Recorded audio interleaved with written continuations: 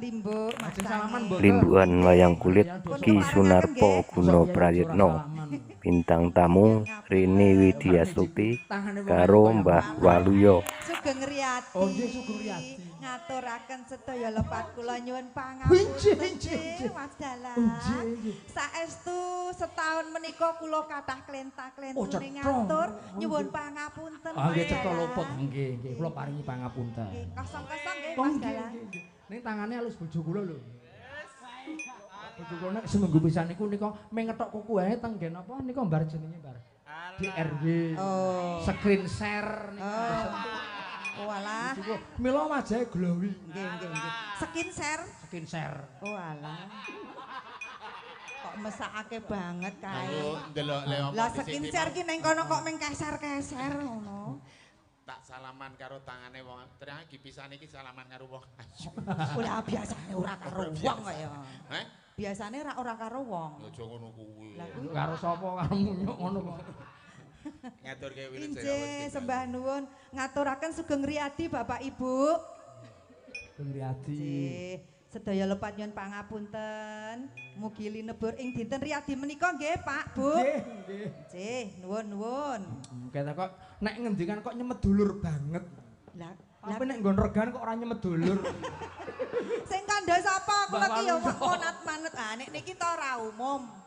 Ya ora ngono kuwi wong kabeh kira ya sing jenenge wong kira ya nganggo apa basa-basi. Oh. Ora kok jenenge yo ngene kaya Aku ki nitani lho Mbak Rini angger piyayojo. Terus pundi? Mbah Waluyo. Terus Mbak Rini Anting sapa Elisa terus Tatin ya toh. Nek ngendikane ketok kok sedulur banget. Tapi tekan nggon kowe mboten kurang lho Mas tambahe nggih bensin lho.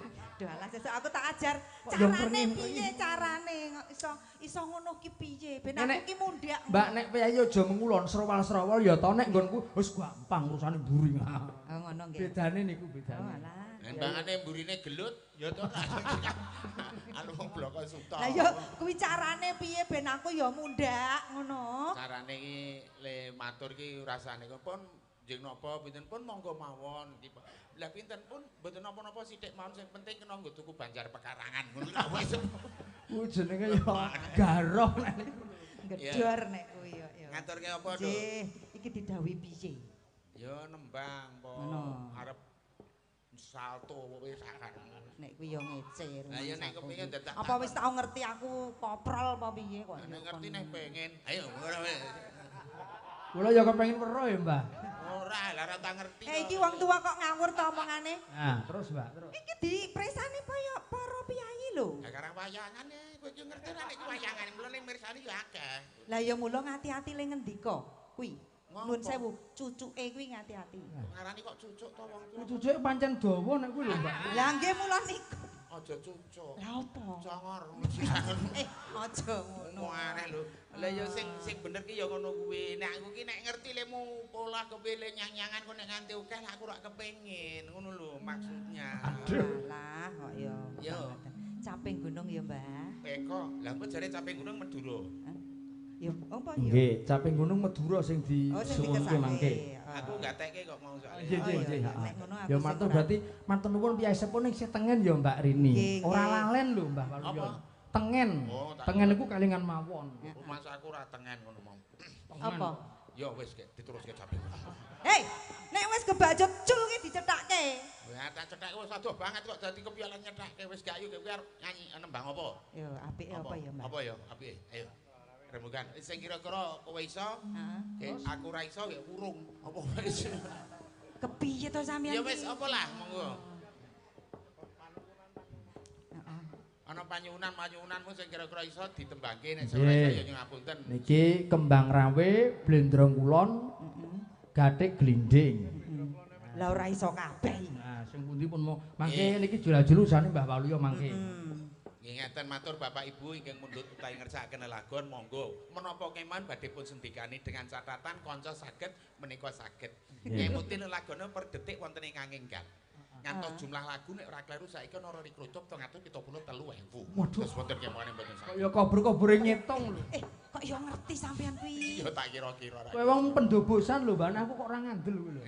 Le ngendikan ki iso tu ngono lho. Sampeyan ora ikur yuta 773.000 kuwi kok angel to lemu.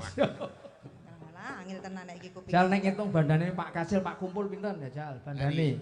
Niki nek mboten karo 7 miliar 770 yuta 990.000 rupiah. Waduh, pas banget iki. Ora percaya? Lah niteni nganggo apa? Ku sing ning omah apa sing ning bank, Mbak? Sing bang wonten, sing ten dalem wonten. Kuwi sing teng dalem niku. Nek sing teng bank. Sing ten bank niku nek mboten kleru 22 miliar 370.39. Sampeyan ki pegawe apa? Aku ki meh ngawur mbok menawa bener kowe iki lemu aneh-aneh. Nah, jajal Pak. Tak takon nggih, tak takon jajal.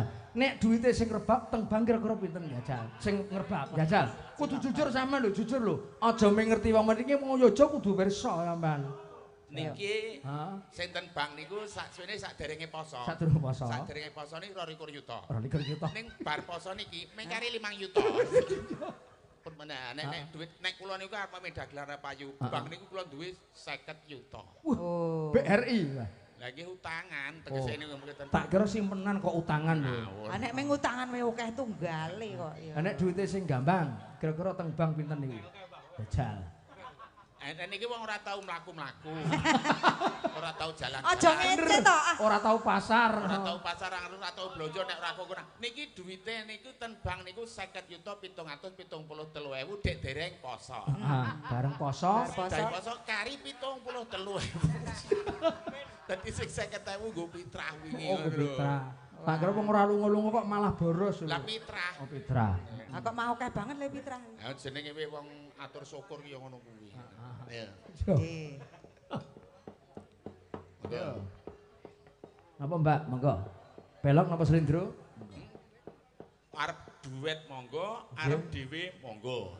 Duit karo sampean. Oh iko. Apa kuwi? Kok eko? Ya oke. Apa arep RDN KPLNG? Apa kuwi? Rondo kompling. Nah, mau disingkat bareng RDN KMP. Lah ya judeg aku nek durung tau krungu. Niki Mbak Rini mumpung dirawuhi komunitas wayang Nusantara Jabodetabek. Mas Karsono kalian menika dipun rawuhi Mas Buang asli saking Kebumen. Mas Wahidi, Mas Ruli, Mas Harto, Mas Putra Baris. Wah, saya sami ngempal wonten mriki saking dalu. Matur nuwun rawuhipun. Nggih. Menika selalu mengikuti Mas Narpo. Nggih, insyaallah menika. Ugi Pak Mujiono matur nuwun. Nggih, monggo Mbak. Mas Poniman saking rombongan Mangun Jayan. 12 motor rombongan bonceng-boncengan.